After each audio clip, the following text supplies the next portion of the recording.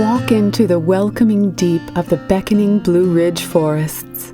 Travel the trails unspoiled and find yourself at a place of awe, inspiration, and humbling appreciation. This is the story of a dedicated few searching for the places worth saving and finding themselves standing at the edge.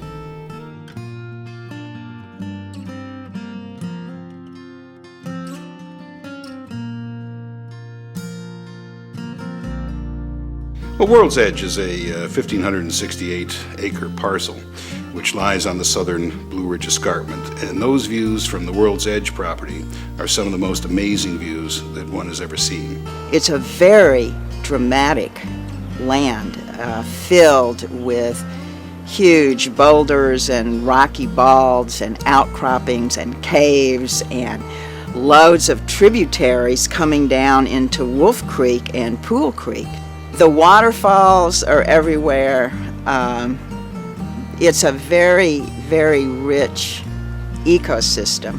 The numbers of species that exist on this land, we're talking about World's Edge, are incredible. The biodiversity is amazing. There aren't many places in the world that have the same type of biodiversity. The 1,500 acres known as World's Edge was owned by Charlotte businessman Robert Haywood Morrison, a conservationist who cared for the land and used it sparingly, with a respectful few, as a hunt club for many years.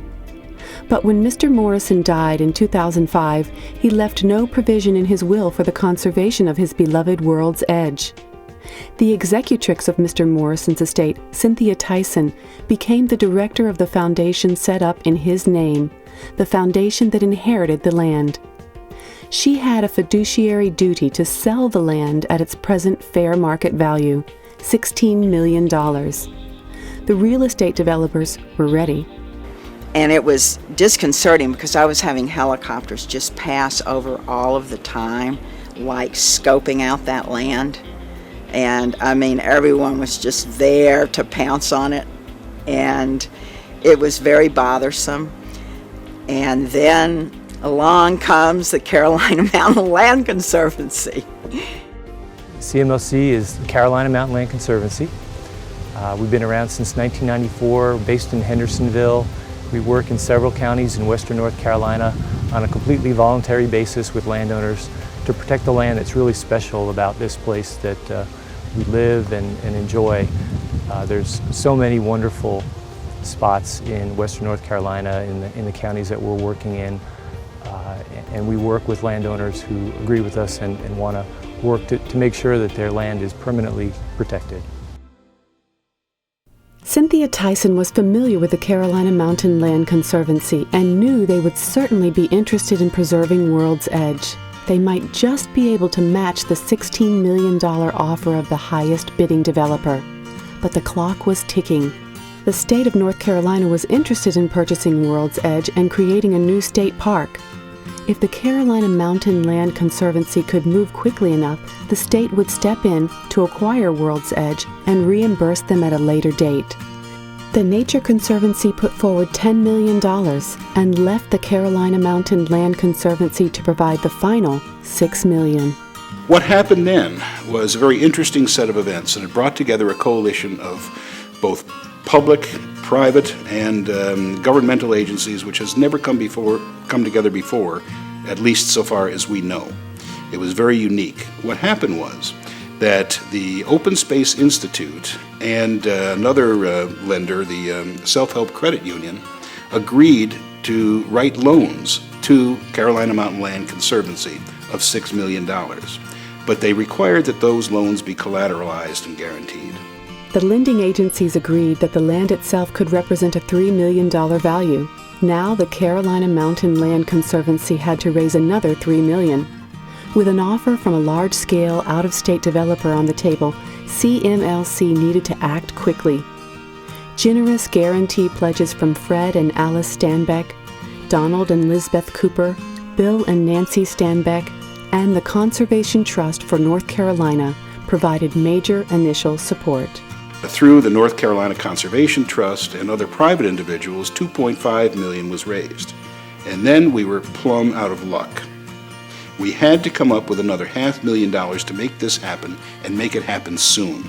We had a board meeting, and I had decided that, in talking to Karen, I said, the only way I know how to do it is for me to make the commitment to put up some collateral and then challenge the board to members to come up with some of it. My wife and I looked at it as, well, it was time to fish or cut bait.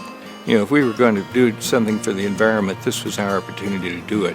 So we put our savings up as part of the escrow assets and just hoped that it would all work out.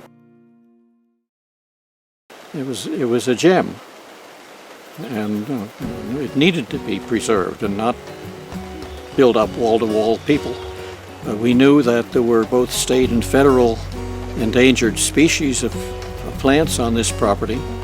We knew that there were all kinds of spectacular views and spectacular waterfalls on the property. Well, I know that John Humphrey is one of those who's very, very committed to saving this whole region in terms of its natural heritage. And that, I mean, he even was willing to put up his entire farm as collateral. So I decided that the principal asset that I had to use was my property. At that point, I just was free and clear.